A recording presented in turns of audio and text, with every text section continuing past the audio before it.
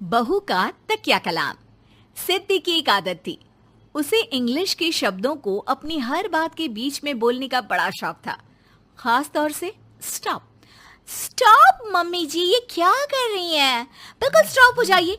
कितनी बार कहा है कि किचन में कुछ भी सामान इधर उधर करने से पहले पूछ लीजिए। अरे क्या स्टॉप स्टॉप करती रहती है, तेरा बस चले तो पूरी दुनिया स्टॉप करा दे। और हाँ, सामान इधर उधर नहीं, मैं बस ये देख रही थी कि चीनी कहाँ है, चाय पीने की तलब थी। स्टॉप मम्मी जी, अब ये मत बोलिए कि आपको ये भी नहीं पता कि किचन में चीनी कहाँ होती है। सास को सिद्धि की बात बिना सर पैर की लगती है। वो उससे बहस नहीं करना चाहती, सो वहां से निकल जाती है। सिद्धि कमरे में। स्टॉप, मैं कहती हूँ बिल्कुल स्टॉप। मैंने कहा बिल्कुल स्टॉप। नहीं करता स्टॉप बिल्कुल। अरे यार, बिजली की वायर जोड़ रहा था, तुमने स्टॉप होने के लिए बोला और ये देखो क्या हुआ, करंट लग गया। अब करंट लगने पर चिल्ला रहा हूँ तो भी स्टॉप। अरे चाहती क्या हो तुम? स्टॉप, मैं क्या चाहती हूँ? अरे अब कैसे स्टॉप हो जाऊं? मेरा मतलब है स्टॉप स्टॉप। सिद्धि फिर चली जाती है सब्जी वाले के पास।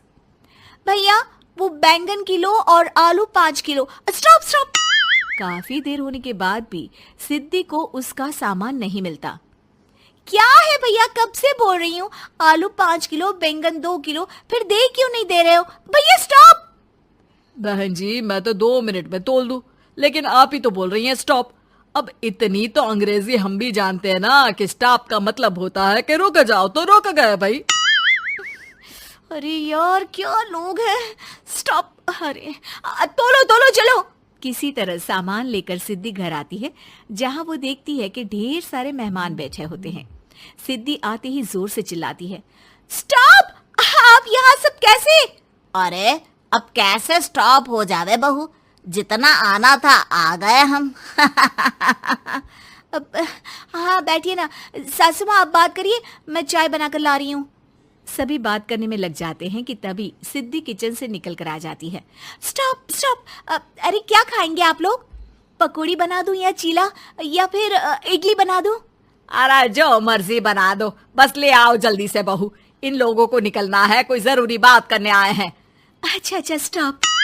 सिद्धि स्टॉप वाला अपना तकिया कलाम बोलकर निकल जाती है, लेकिन थोड़ी देर बाद जब वो कमरे में चाय नाश्ते के साथ आती है तो जरूरी बात हो गई आप लोगों की, या मेरे डर से शांत हो गए कि चुप हो जाओ, सिद्धि आ गई है। बोलिए ना। बस जैसे ही सिद्धि ने कहा बोलिए ना, घर में चकर पकर की आवाज गूंजने लगती है। अरे तुम स्टॉप क्या बोल कर गई, सभी शांत हो गए, अब बात शुरू करेंगे। हाँ भाई बहू, तुम वो स्टॉप बोल कर गई तो हम लोगों को लगा कि शायद तुम भी सुनना चाहती हो कि हम लोग क्या बात कर रहे हैं। फिर जो मेहमानों की बात शुरू होती है वो घंटों बीत जाते हैं, चलती ही रहती है। अरे तेरे स्टॉप के चक्कर में दोपहर हो गई, अब जाकर सबके लिए जा खाना बना कर लिया। तभी स्टॉप नहीं बोला होता तो अब तक बात खत्म हो चुकी होती। बेचारी सिद्धि करती भी क्या, खुद के स्टॉप बोलने की आदत से खुद ही परेशानी मोल लेती है। आप लोग खाना खाकर जाइए, हाँ मैं जा रही हूँ बनाने।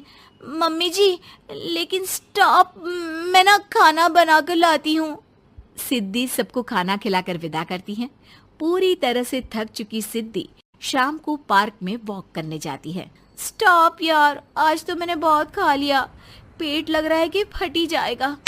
सहेली एक जगह खड़ी होकर सिद्धि की बातें सुनती है। सिद्धि उसे दिन भर की सारी बातें कहती हैं। स्टॉप यार स्टॉप, चल मैं घर जा रही हूँ। सोचा था थोड़ा वॉक कर लूंगी, पेट हल्का हो जाएगा। सारा दिन काम कर कर के थक भी गई थी, लेकिन यार तेरे कारण बस खड़ी ही रह गई। वैसे तो पार्क करने क्या आई थी?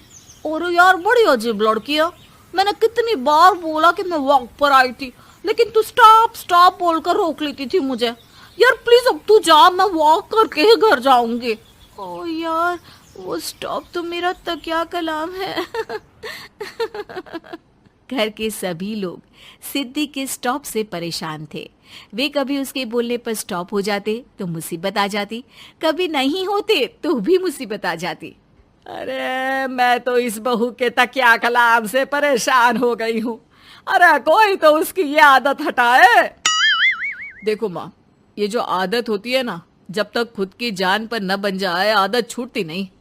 अरे उसकी जान पर बनाए उससे हमें क्या, हम लोगों के लिए तो ये परेशानी का कारण बनती ही जा रही है।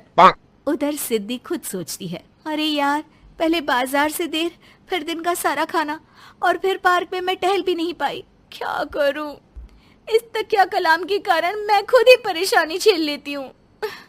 एक काम करती हूँ, आज से सोच समझ कर बोला करूंगी। बहू स्कूटी उठाती है और निकल जाती है, लेकिन जैसे ही वो बीच चौक पर पहुंचती है, स्कूटी फिसल जाती है और वो नीचे गिर जाती है। हाय रे, कोई तो बचाओ, किसने टक्कर मार दी मुझे? कितना दर्द हो रहा है, कोई तो डॉक्टर के पास लेकर चलो। स्टॉप। बस जैसे ही बहू स्टॉप बोलती है, सारे वहीं रुक जाते हैं। बड़ी घमंडी औरत है, एक तो हम बचा रहे हैं, ऊपर से देखो स्टॉप बोल रही है। स्टॉप? कोई नहीं है क्या इस पूरे शहर में? बहू अपने तकिया कलाम की रट लगा कर रखती है। स्टॉप कोई है, कोई स्टॉप। लोग उसकी मदद के लिए आगे तो आते हैं, लेकिन जैसे ही उसका तकिया कलाम सुनते हैं, वहां से निकल जाते हैं। तभी कहीं से उसका पति लौट रहा था। वो बीवी को रास्ते में पड़ा देख हैरान रह जाता है। अरे तुम यहाँ, कितनी चोट लगी है तुम्हें? पति आसपास खड़े लोगों पर गुस्सा हो जाता है। आप लोगों को दिखाई नहीं दे रहा कि मेरी बीवी को चोट लगी है? कोई भी नहीं है जो उसे उठाकर बिठा सके? अरे भाई साहब, कोई क्या मदद करे इस महिला की? और इतनी घमंडी है, जब भी इन्हें उठाने की कोशिश करो स्टॉप स्टॉप बोल देती है। स्टॉप? ये क्या बोल रहे हैं आप लोग? मैं पिछले आधे घंटे से दर्द सह रही हूँ। स्टॉप। पति समझ जाता है कि मामला क्या है। वो सर पर हाथ रख लेता है, लेकिन जल्दी ही बीवी को डॉक्टर के पास ले जाता है। ओह, इन्हें तो बहुत ज्यादा चोट लगी है। आप लोगों ने इन्हें लाने में कुछ ज्यादा ही देर कर दी है। रुकिए, मैं चेक करता हूँ। डॉक्टर जैसे ही बहू के पास पहुँचता है। हाँ तो मैम, कहाँ चोट लगी है आपको? यहाँ। स्टॉप।